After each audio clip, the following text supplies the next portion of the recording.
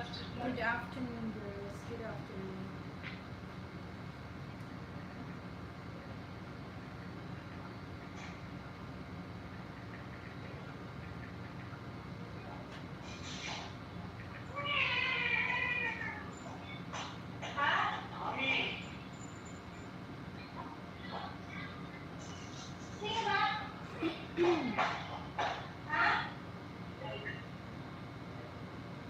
Okay, girls, back to narrative essay. And we were learning how to write a good narrative essay. You can unmute yourself, right? Yeah. Yeah, good.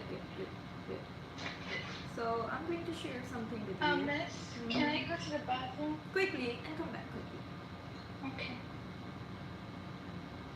So we are going to talk about how to write, we were actually talking already, how to write a good narrative essay. So here I have something for you, which is key elements of good narrative essay. So in this guide we have here some examples how you can know that your narrative essay which you have written is written has a good essence and conveys a meaning and it is meaningful. So we will look at it one by one. So here we have narrative essays are written with a vivid description and sensory details to engage the readers.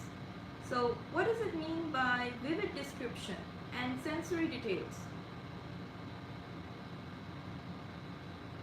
When we say narrative essays are written with the vivid descriptions and sensory details, what do we mean by vivid descriptions and sensory details? Many different types of descriptions. Example? Yeah, the example? Give me an example. Like how? How would you describe something in your narrative essay? You're learning. How would you describe something in your narrative essay? Describe someone or like how tall they are, the qualities they have. We try and make it. Then I'll come to Lijin. We try and make the details and the descriptions as clear as possible, and very like they're sensory, so they like touch the senses. Like we explain the smell, the sights, the sounds of things. So yeah. So your description, if you are describing a person or if you are describing a place, you should use certain vocabulary to give the reader the idea or that feeling that the reader, he or she, should go in imagination and start imagining exactly the same you are explaining or writing in your piece of paper. So the description, if you are explaining how the room is, where the character is, so if you are explaining the room is huge and it has furniture made out of ebony, the furniture's color is dark brown, and there were huge mirrors in the room, and there was a table where the blah blah character was sitting writing in his or her book. Like this kind, the description should be so realistic that the reader automatically start imagining the place, the character, what he or she was wearing, the jewelry. When you are writing something, a narration, you should explain everything as realistic as possible. So you need to engage your reader first of all. Your main concern, your ultimate goal is to engage your reader. You don't want your reader to just go through, oh my god, what is this, doesn't have anything, it's not interesting, and just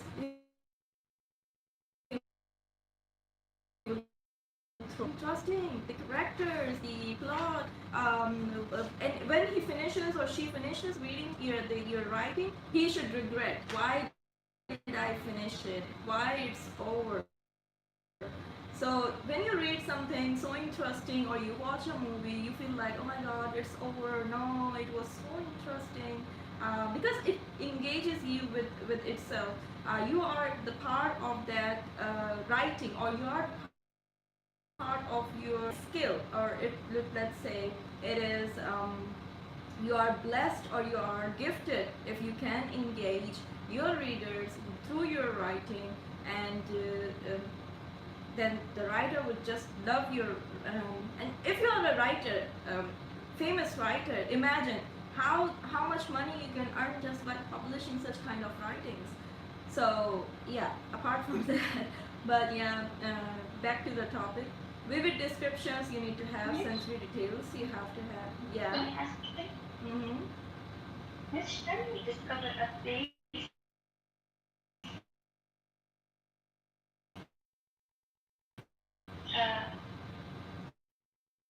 uh, about the place. It was very good and very deep trees. Anything which you are going to narrate should have description. You should explain how that place is.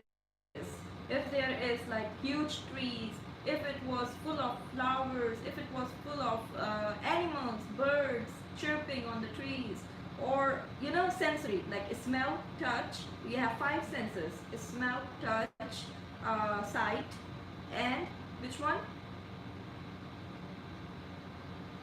This hearing. So if you are going to put these five senses in your writing, imagine the person reading the piece of writing would feel like he is inside that story or she is inside that story herself and experiencing all these things.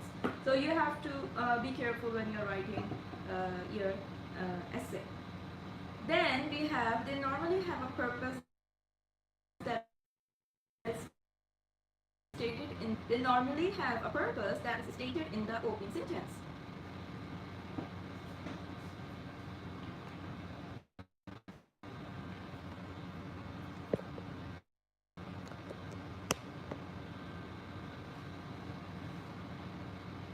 Who has a purpose? So the writer, person who wrote it. So what are you explaining in an opening sentence? How you are starting your opening of a narrative essay?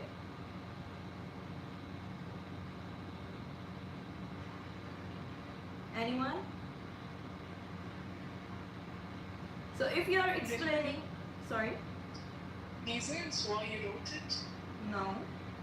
In narrative essay, there are no reasons at all. You start from the story.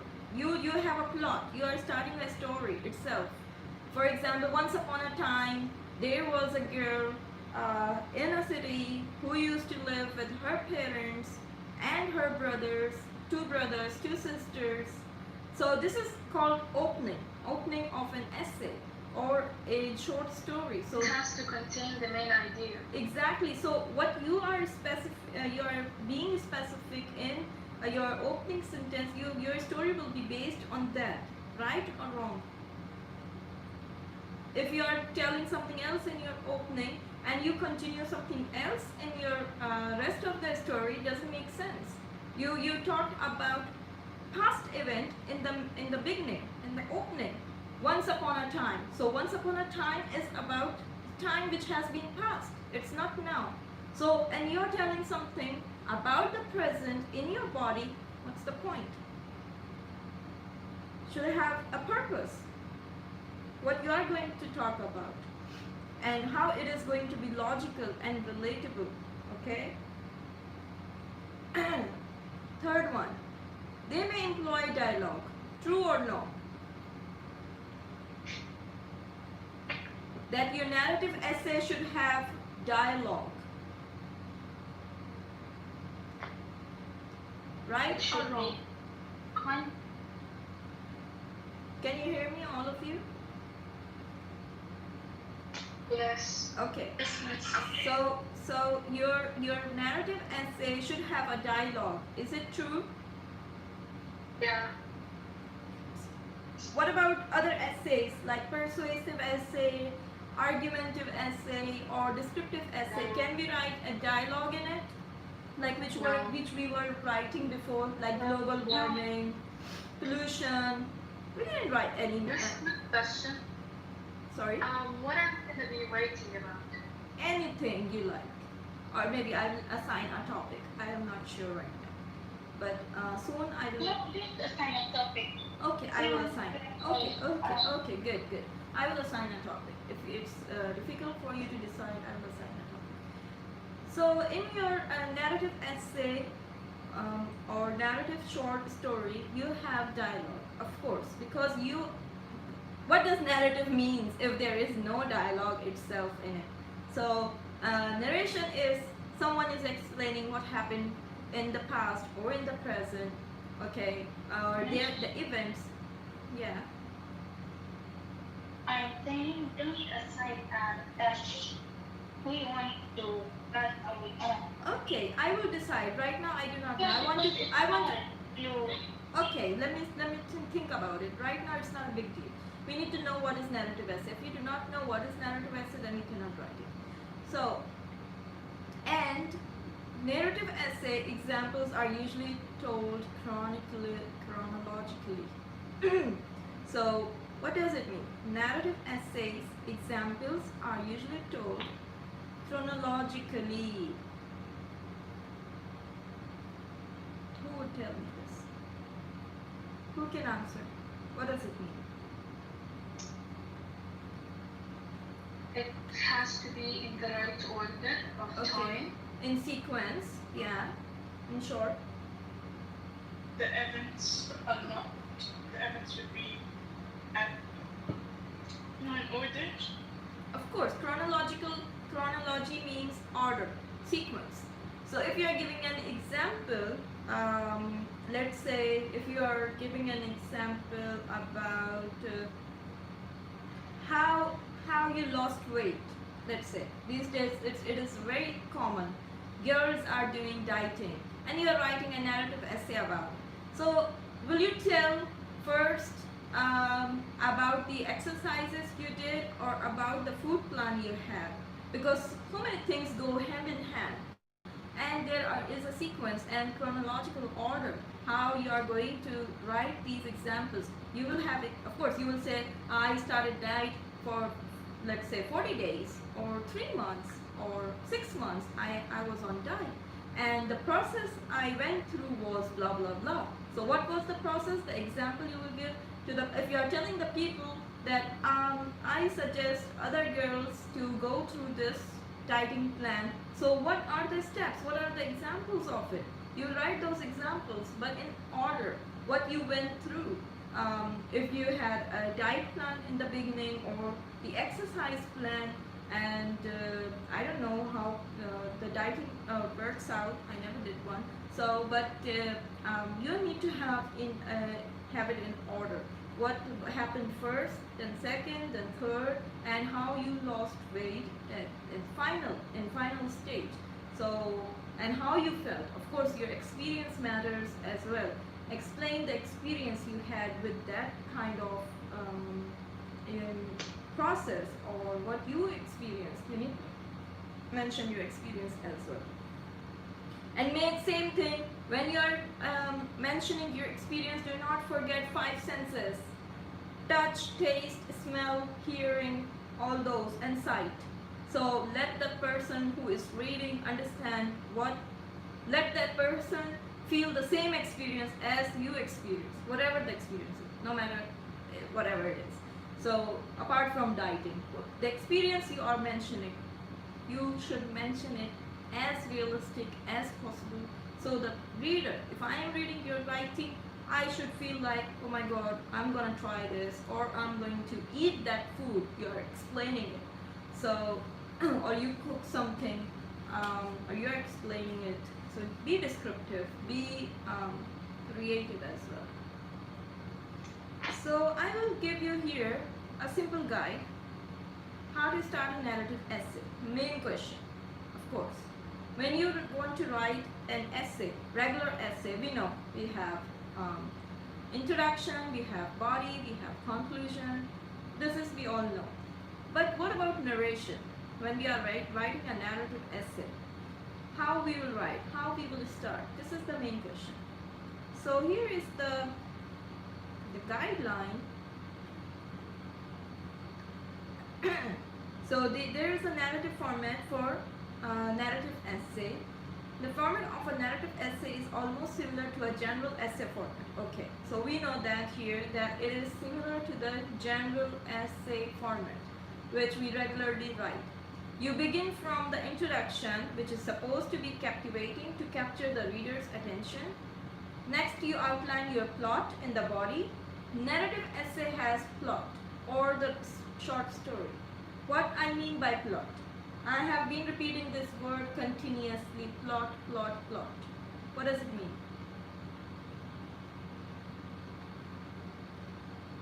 What does it mean? Sequence of events. Exactly, sequence of events. So you cannot put something irrelevant before. For example, if you are explaining the birth of your of someone was born and what happened and then he died, let's say, you cannot just explain his death before the birth. No, you need to mention the birth, then the death. So it should be in sequence. The plot will continue like that from birth till death. So you cannot just jumble it up and be like, okay, here's my narrative short story or my narrative essay. You have introduction, your opening sentence, you have your plot linked to each other. So linking is must. Of course, introduction should be captivating, should capture your reader's attention. Actually, I believe that everything, each and every sentence of an essay should be captivating, should capture your reader's attention. If it's not that worthy, then there is no point of writing anything. So in third step, what you do is you come up with a conclusion, explaining the lessons learned from that experience and how it can be useful to others. So whatever experiences you have mentioned in the body or in the plot, because usually we do not have body in narration or story, we have plots. So whatever experiences you had in the plot or what you learned, you will write down in your conclusion, and you will give, let's say, you can give a message to your readers as well. You can tell how it can be useful for others, or how they can get benefits from those experiences. The reader, the other reader who is going to read your writing, how they can benefit from it. Okay, these things you have to come up with. You have to be very creative. It's all about your imagination, how much you can put. And one important thing to remember is that you should pay more attention to the plot, starting from the setting and characters. You need to describe a problem, after that raise an action and go to the climax of the plot. Then the stage of falling action follows that leads us to the conclusion of the story. So this is, they are talking about here, they have given an example of a problematic narrative essay where they have an issue. Let's say if you are reading a Macbeth, or if you are reading Othello, so there is always a conflict. There is a conflict. Why? Some certain things happens. Everything is so good and nice in the palace. Everyone is so happy. The life is perfect, and suddenly some conflicts arise in the plot during the whole complete story. So the conflict, you need to explain what is the conflict, why there is a conflict, okay, and then you take on it to its peak. You have a peak of that conflict, then a climax. Climax comes after the conflict. Someone gets murdered, especially in Shakespearean writings, narrative essays. Someone gets murdered, someone gets killed, or kills himself or herself, suicide, So this is called climax. Or someone learns a lesson, just runs away, or whatever you want to make up. Um, After the climax of the plot, then you have the stage of falling action follows that leads us to the conclusion of the story. What does it mean? The stage of falling action here. The stage of falling action follows that leads us to the conclusion of the story.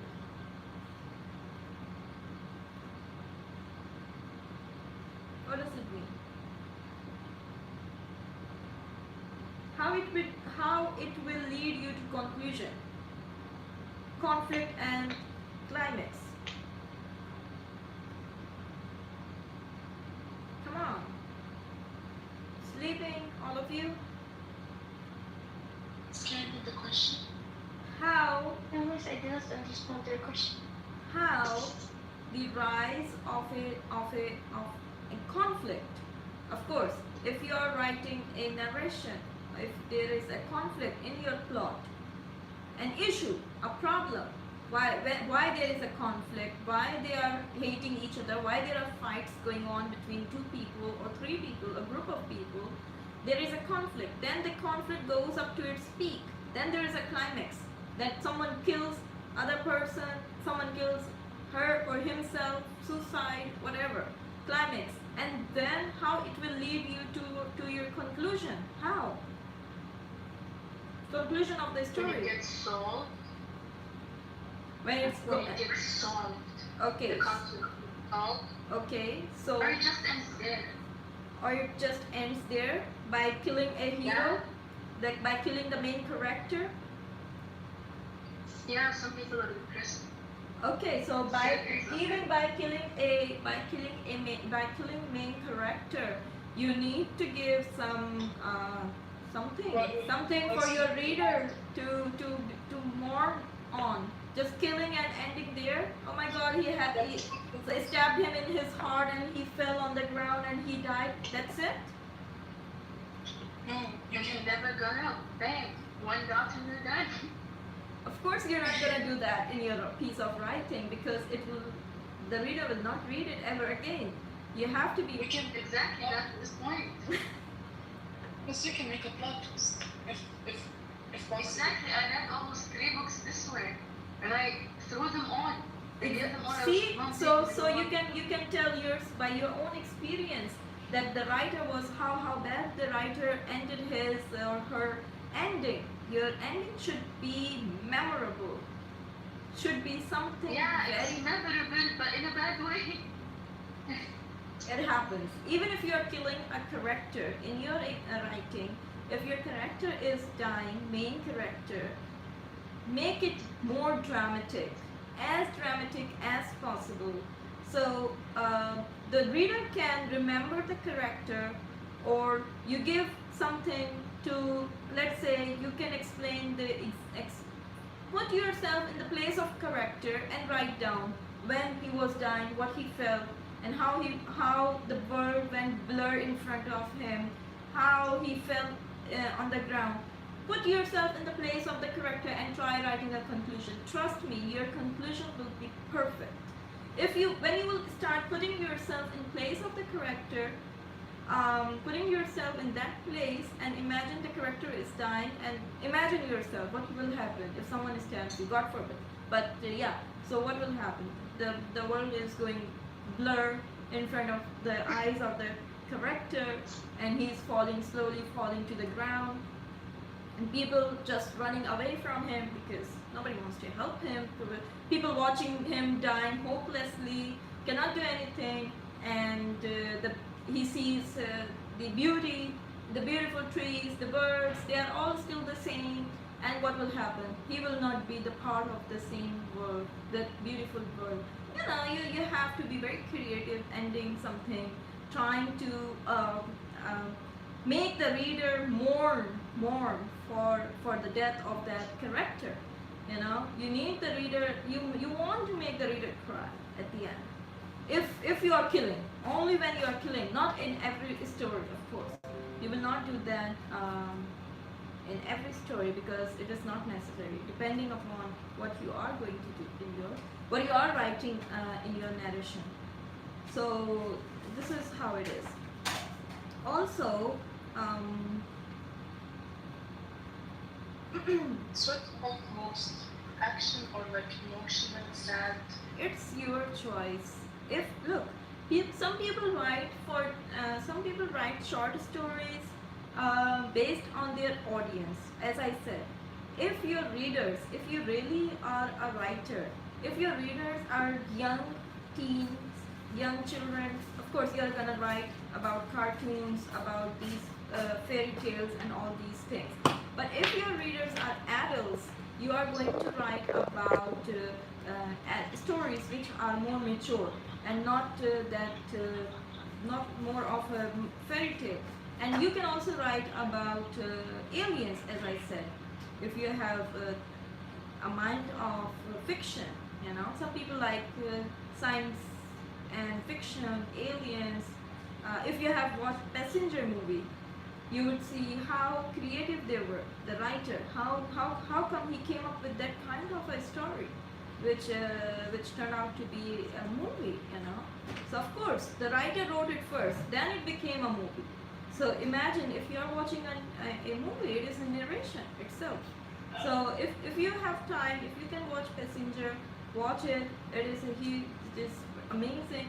You can think of being creative, how you can be creative. There are many movies you can watch and think of creativity. So it depends. If you are writing for your own self, if you are writing for others, if you are writing for young children, for young audience, or if you are writing it for adults. So you have your own audience. If it's for your own personal pleasure, it is up to you. You want to be sad, dramatic, or you want to have a something more of an action, or more of a fairy tale kind of princess kind of thing, then it's up to you, what you want to write. Or you can write about your own life experiences. Okay, so while writing your essay, you need to be driven by passion and utilize concrete details. Narrative writing offers a student a great opportunity to score highly by telling a good story with passion, without having no concentration on areas like persuasive writing and literary analysis. So forget this for persuasive writing, it is not your concern. But here, when you're writing an essay, you have to have passion, of course, I said as before. And use your concrete details, description, and passion. How passionate, how creative you can be. And then narrative writers, it gives the opportunity for you to score highly in a story writing. So it's all based upon your creativity, how you can be more creative, how you can get the chance to get good grades. Then come to the introduction, how we can write an introduction, main thing. Yes. Period is over. No, I want to ask something, but it's not about writing. It's about grammar. On page 44, you gave us exercise 2. We're supposed to link the two columns. One has subjects, complete subjects, and the other has complete predicates. Let me check, 1 minute. Where is my book? I found it extremely confusing. 1 minute. Here's the book. Page number 44, exercise writing application. Okay, they are saying using fragments to make sentences, combine each of the 10 complete subjects on the left with one of the 10 complete predicates on the right to make 10 logical sentences. So you have 10 complete subjects on the left. You have the column on the left with complete subjects, and then you have on the right complete predicates on the right side. Join them. His Roman costume took the wrong bus. So you need to join them. No, they don't make sense. You have to attach with which one makes sense. Or am I wrong? Let me check. Can we skip it? No. Yeah, please, Miss. Just We have like many pages left. No. so it's fine. No. Don't even think about it. Don't even think about Everything has points. Don't even think about it. Now school is putting too much pressure on us, so we can't do that. So, Miss, can we send this to Ellen? No. It's example. Let me just check and tell you.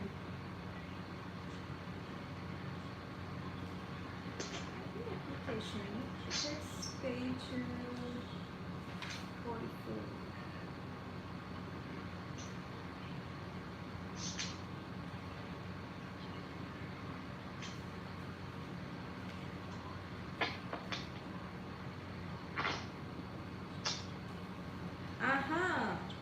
Yes. So on the right side of the predicates on your right side are all jumbled up. Okay. So for example, number one is his Roman costume. Here they have given example. His Roman costume was tangled in the stage scenery. So where the Roman costume? What? Okay, costume. You need to make it logical. So what can happen to the costume? Put sugar at the bottom of her sleeping bag? Of course not. It can only was wearing his shirt inside out. Roman costume. We are talking about costume. So his Roman costume Tell me what's number 9 and I find the rest. Her long pointed putty nose. Let me see. Her long pointed putty nose is stuck to the stage.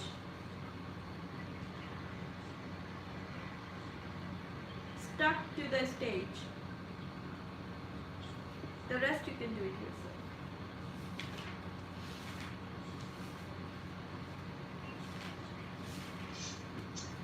Tomorrow you have quiz, don't forget. Miss, can I ask you a question as well? Miss, if are we gonna write sentences in the spelling test Oh tomorrow? my god. Why do you have to ask this every time? I'm not going to answer this. Back to the topic. Because writing, so I could know. You told me you're gonna inform us. No, if I was going to give you, I would say. So it means if I didn't tell you there are going to be sentences, it means there are no sentences. If there will be, of course I will tell you. I didn't, so it means there isn't. Okay, so how you will write an introduction? When it comes to the question of how to start narrative essay, the introduction starts with a hook. Okay, so what is a hook? A hook is a leading statement about the story that grabs the attention of the reader. Okay. Then you continue with setting the scene. You need to have a scene, of course. When did the event occur? Like I gave you an example. Once upon a time, there was a girl living in her palace, blah blah blah. Where? In her palace, in which city, which country? If it's an imaginative, you need to mention that. Under what circumstances? What does it mean by that? Under what circumstances? How is her life like? Is she poor? Is she rich? Perfect. Is she strong? Whatever. Perfect. Like imagine the Snow White and Cinderella, all those stories. They all start with what? Once upon a time, there was a poor girl living in a palace of her father, blah blah blah. Or once upon a time, there was a beautiful rich girl